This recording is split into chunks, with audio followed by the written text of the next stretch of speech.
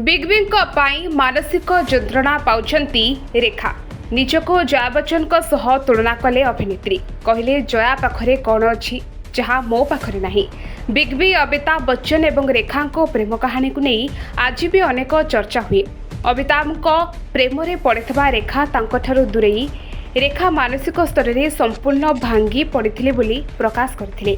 से एक साक्षात्कार रे कहिथिले जे मो मानसिक जंत्रणा जया बच्चन ठारु अधिक मो मनर जंत्रणा किए बुझुछि। मते अमिताभ दुईटी मुदी उपहार देथिले। से मुदी दुईटी को सबुबले पिंधुथिली। मात्र जेतेबेले जयांक कटकणा जोगु अमिताभ मो सह फिल्म करने को मना कले मु दुखरे भांगी पड़िली एवं से मुदी दुईटी अमिताभ को फेराई देथिली। रेखांक मनर एभली कथा याशिर उस्मान पुस्तक रे मध्य उल्लेख रही। मो दुख जंत्रणा जयांक अपेक्षा बहुत अधिका। रेखा कही किछि दिन तले एक पुरस्कार उत्सव रे मो निजर एक लेखा पढ़ी। लोके भावुथिले जे मु ताहा अमिताभଙ୍କ ପାଇଁ लिखिथिली बोली, किंतु प्रकृत रे ताहा जयांक उद्दिष्ट रे थिला। तेबे समय बीती जाइछि। अमिताभ एवं रेखा परिणत बयस रे आसी पहुंचिछंती।